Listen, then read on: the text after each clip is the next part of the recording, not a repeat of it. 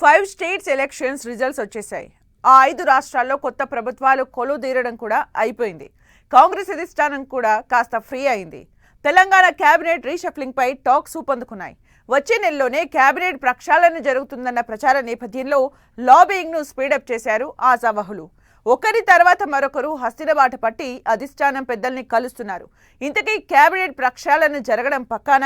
ఒకవేళ మంత్రివర్గంలో మార్పులు చేర్పులు ఉంటే కొత్తగా పోస్ట్ దక్కేదెవరికి? అమాత్య పోస్ట్ బూస్ట్ అయ్యేదెవరికి?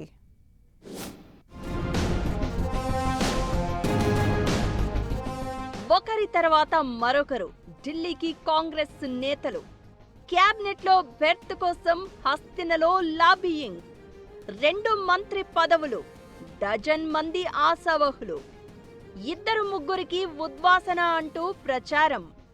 జూన్ 1 వీక్లో క్యాబినెట్ ప్రక్షాళన అంటూ టాక్. మంత్రివర్గంలో చోటు కోసం ఆశావహుల పైరవీలు. తెలంగాణలో కాంగ్రెస్ సర్కారు కొలువు తీరి 2.5 ఏళ్లు పూర్తి చేసుకుంది. దీంతో సర్కారులో కీలకమైన మంత్రి మండలిలో మార్పులు చేర్పులు చేయాలని భావిస్తున్నారు సీఎం రేవంత్ రెడ్డి. పనితీరు ఆధారంగా పోస్టింగులు ఊస్టింగులు ఉంటాయని ఎప్పటి నుంచో వార్తలు చక్కర్లు కొడుతున్నాయి. నెక్స్ట్ ఎన్నికల్లో మరోసారి కాంగ్రెస్ సర్కారు కొలువు తీరాలంటే క్యాబినెట్ షఫ్లింగ్ చేయాల్సిందే అని పట్టుపడుతున్నారట. ఇప్పటి వరకు ఒక లెక్క, ఇక నుంచి మరో లెక్క మాదిరిగా పాలన పరుగులు పెట్టాలని భావిస్తున్నారట. అందుకే ప్రస్తుతం ఉన్న టీంను సెట్ చేసుకోవాలనేది సీఎం రేవంత్ ఆలోచనగా చెప్తున్నారు. ఇప్పటికే మంత్రివర్గ ప్రక్షాళన అవసరం ఏంటో హైకమాండ్కు వివరించారట సీఎం రేవంత్. హైకమాండ్ కూడా ముఖ్యమంత్రికి గ్రీన్ సిగ్నల్ ఇచ్చిందనే టాక్ బలంగా వినిపిస్తోంది. 5 రాష్ట్రాల ఎన్నికల ఫలితాలు రావడం, కొత్త ప్రభుత్వాలు కొలువు తీరడం కూడా అయిపోయింది. ఇక పార్టీ అధిష్టానం పెద్దలు కూడా కాస్త ఫ్రీ కావడంతో తెలంగాణపై ఫోకస్ పెట్టినట్లు తెలుస్తోంది. క్యాబినెట్లో ఖాళీగా ఉన్న 2 బెర్తులను భర్తీ చేయడంతో పాటు ఆల్రెడీ మంత్రివర్గంలో ఉన్న 2-3ని తప్పించి కొత్త వారికి చోటు కల్పించే అంశంపై ఇప్పటికే ఓ అంచనాకు వచ్చినట్లు గుసగుసలు వినిపిస్తున్నాయి. త్వరలో క్యాబినెట్ ప్రక్షాళన జరగనుందనే టాక్తో కాంగ్రెస్ నేతలు అలర్ట్ అయ్యారు. అమాత్య పదవిపై కన్నేసిన నేతలు హస్తిన బాట పడుతున్నారు. ఇప్పటికే పార్టీ అగ్రనేత రాహుల్ గాంధీని పరిగి ఎమ్మెల్యే రామ్మోహన్ రెడ్డి, ఇబ్రహీంపట్నం ఎమ్మెల్యే మల్రెడ్డి రంగారెడ్డి ఢిల్లీ వెళ్లి కలిశారు. పార్టీలో చాలా కాలం నుంచి పనిచేస్తున్నందున తమకు క్యాబినెట్లో చోటు కల్పించాలని విన్నవించారు.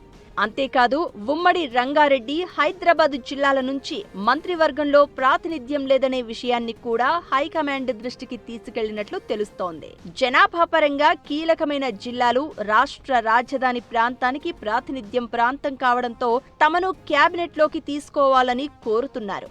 అలాగే సామాజిక వర్గాల వారీగా మరికొందరు నేతలు కూడా తమకు అవకాశం కల్పించాలని పట్టుబడుతున్నారు. ఇంకొందరు నేతలైతే సీఎం రేవంత్ రెడ్డిని మచ్చిక చేసుకునే పనిలో బిజీగా ఉన్నారట. గతంలో సీఎంపై కసుబుసులాడిన నేతలు కూడా ఇప్పుడు పల్లెత్తు మాట మాట్లాడడం లేదు అంటున్నారు. పైగా సీఎంను పొగడతలతో ముంచెత్తుతూ ఉండడం ఇంట్రెస్టింగ్గా మారింది.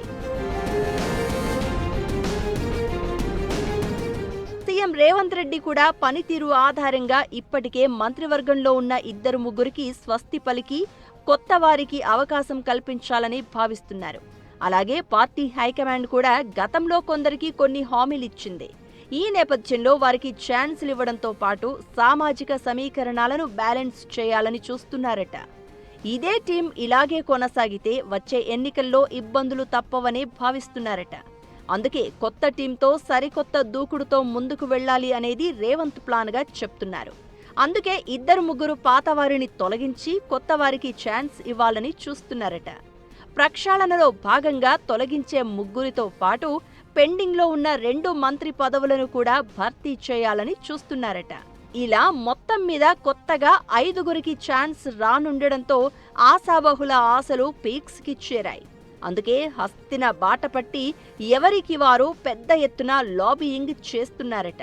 మంత్రివర్గంలో ఛాన్స్ కోసం కోమటిరెడ్డి రాజగోపాల్ రెడ్డి, బీర్ల ఐలయ్య, మల్రెడ్డి రంగారెడ్డి, టి రామ్మోహన్ రెడ్డి, ఆది శ్రీనివాస్, మదన్ మోహన్ రావు, ప్రేమ్ సాగర్ రావుతో పాటు పలువురు నేతలు గట్టి ప్రయత్నాలు చేస్తున్నారు.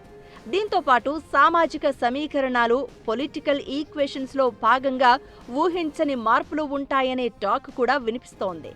మంత్రివర్గ ప్రక్షాళన ఎలాంటి కుదుపునకు దారితీస్తుందో చూడాలి మరి.